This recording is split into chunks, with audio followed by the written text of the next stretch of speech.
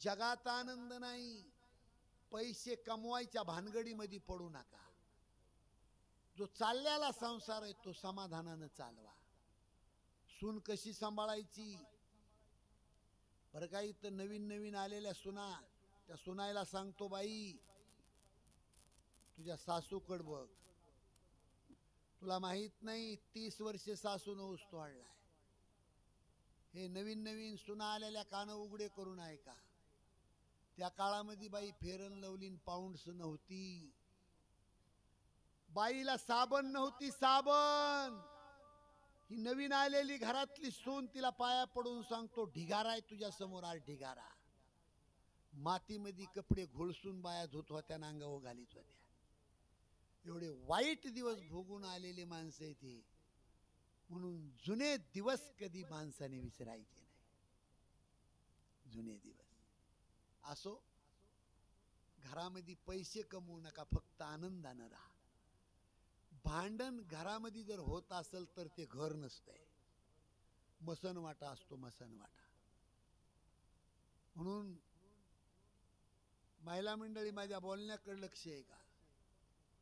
एखाद्या बाईचं सुनाचं जमत नसल, त्या सासूला बी सुनाला बी पाया पडून सांगतो, सुनबाई 2 पाऊल तू माग सरक. सासूबाईला बी सांगतो, नवीन घरची पोरगी आपल्या पोरामुळे आली, तू 2 पाऊल माग सरक. आणि कुणाची बी चूक असली तर पोटामध्ये घाला. आणि कोणत्याही बाईनं शेजारणीचं ऐकून आपल्या घराची वाट लावायची नसती, लक्षात ठेवा. एखादी बाई शेजाऱ्याच्या इथं गेली तर घराला आग लावून टाकती, आग. सोन्यासारखं घर, त्याचा कसा खेळ खंडोबा करावा. म्हणून ज्या बाईला वाटतंय माझा सासू सासरा नवरा आनंदाने जगावा, त्या बाईने शेजारणीचं ऐकून आपल्या घरामध्ये कहर कधी करायचा नाही. हो, 40-50 वर्षे झाडाचा पाला खाऊन घरात जगलेले माणसं आहेत. बाई तू काल आली, काल आली, तुला माहित नाही. चुलीतला इस्तू खाऊन जगलेले माणसं आहेत घरामध्ये. काल आलेली बाई 150 अनपाना करती आणि म्हातारीला दारात बसवती. योग्य नाही. म्हणून सगळ्याला मी सांगतो, रामायणाकडे लक्ष देऊ नका, नीट राहा, आनंदानं राहा. स्वप्नामध्ये सुद्धा मठावर आमच्या दुःख नसतंय. मोठ्यानं सुद्धा कुणी बोलणार नाही, मोठ्यानं सुद्धा. मी तर बोलतो म्हणजे माझ्या घरातलं, माझ्या जगण्यातलं बोलतोय. हे बोलण्याचा अधिकार नसतोय बाबा कुणाला. हे कुणी नाही बोलायचं. माझं जगणं, माझं वागणं, माझं राहणं ते बोलतोय. आणि तुम्हाला सांगतो, माझ्या बोलण्याकडे लक्ष द्या, ट्रककडे लक्ष देऊ नका, खंडूचा द्या. माझ्या खिशात जरी पैसे नसले तरी अडचणीत सापडलेल्या माणसाला सोडवणार मी, देवाला भांडणार. हे माझं वैशिष्ट्य आहे, वैशिष्ट्य आहे माझं. दुःख लागलेल्या माणसाला सोडवणं हाच आपला धर्म आहे माणसाचा. सोडवत नाहीत आपण, ते फाटन कसं ती बघतो. योग्य नाही, माणसाची रीत नाही ती. म्हणून श्रद्धेपोटी धनगरानं गुरु तारला, मला हे सांगायचे. आणि त्याचा परमार्थ सफल झाला. किती वाजले?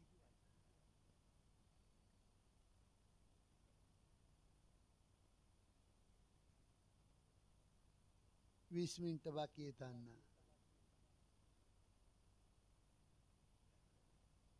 जंगलामध्ये विश्वामित्र गुरुदेवाचा यज्ञ विध्वंस करीत होते. इकडे लक्ष द्या, पाणी प्यायचे.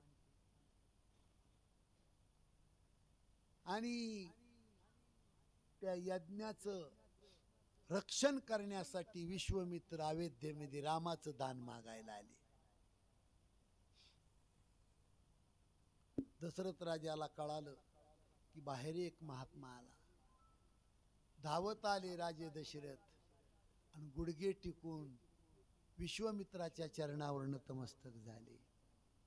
आणि डबडबल्या डोळ्यांनी राजे दशरथ म्हणले, बाबा, ओ बाबा, मी तर पापी माणूस आहे. श्रावण बाळाची हत्या करणारा, श्रावण बाळाच्या मायबापाची हत्या करणारा एक दुराचारी माणूस आहे. पण इतका मी पापी असून सुद्धा बिगर बुलाए जब संत घर आए तो समज लेना पूर्वजों की पुण्य आई. बाबा मी पापी आहे, पण एवढा मोठा साधू माझ्या घरी येतो. या या बाबा, बाबा या. सुंदर गादीवर बसवलं, षोडशोपचारे पूजा केली. आणि दशरथ राजाने विचारलं, महाराज कशासाठी आले? ज्येष्ठ तुझा पुत्र मला देई दशरथा, ज्येष्ठ तुझा पुत्र मला देई दशरथा, ज्येष्ठ तुझा पुत्र मला देई दशरथा, ज्येष्ठ तुझा पुत्र मला देई दशरथा, ज्येष्ठ तुझा पुत्र मला देई दशरथा, ज्येष्ठ तुझा पुत्र मला देई दशरथा. ज्येष्ठ तुझा पुत्र मला देई दशरथा, ज्येष्ठ तुझा पुत्र मला देई दशरथा. यज्ञ रक्षणार्थ तोच सर्वथा, यज्ञ रक्षणार्थ तोच सर्वथा. ज्येष्ठ तुझा पुत्र मला देई दशरथा, ज्येष्ठ तुझा पुत्र मला देई दशरथा. ज्येष्ठ तुझा पुत्र मला देई दशरथा, ज्येष्ठ तुझा पुत्र मला देई दशरथा. राजा, माझा यज्ञ राक्षस लोक विध्वंस करतात, तुझ्या रामाचं दान मागायला आलो. दशरथ राजे म्हणले, नागू भाऊ महाराज, भूमिदान मागा, कामधेनू, चिंतामणी, कल्पतरू, काही मागा महाराज मला, पण राम मागू नका. तुम्हाला सांगू मी महाराज, माझा प्राण मागा, 1 सेकंदात प्राण देतो, पण राम नाही देत.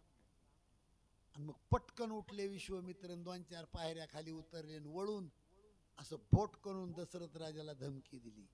राजा, नाही देणार रामाला तू, नको देऊ, पण मला विश्वामित्र म्हणतात, एकदा तुझ्या रघुकुलात येऊन गेलो, राजा हरिश्चंद्राची आठवण कर. आणि एवढ्यात वशिष्ठ गुरुदेव आले. वशिष्ठ गुरुदेवानी हे पाहिलं, हे राजा, अरे राम काय लक्ष्मणाला सुद्धा देऊन टाक. गुरुचं ऐकून राम लक्ष्मण विश्वामित्राच्या हातामध्ये दिले. राम लक्ष्मणाला घेऊन शरयू नदी पार करून जंगलाचा रस्ता लागला. त्या जंगलामध्ये एक बाई झोपलेली होती, त्या बाईचं नाव आहे ताटिका. राम लक्ष्मणाच्या पायाची चाहूल लागली, ताटिका उठली. अरे मैं तुम तीनों को खाऊंगी.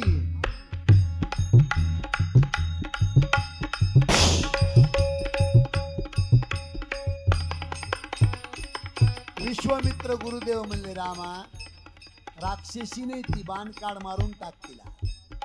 रामाने सांगितलं, गुरुदेव आम्ही स्त्रीची हत्या करत नाही, आमच्या रघुकुलाचा नियम आहे. पण कौशल्यामाईने सांगितलं होतं रामाला, जंगलात गुरुचं वचन कधी मोडू नको, ते तुझे मायबाप आहेत आजपासून. विश्वामित्र म्हणले, रामा तुझ्या आईनं सांगितलंय वचन मोडू नको, मी सांगतोय. रामाने बाण काढला आणि ताटिका नावाची राक्षसीन राम लक्ष्मण विश्वामित्र गुरुदेवाच्या आश्रमावर जाऊन मुक्काम करतात. या ठिकाणी आज रामायणाला पूर्ण विराम. उद्या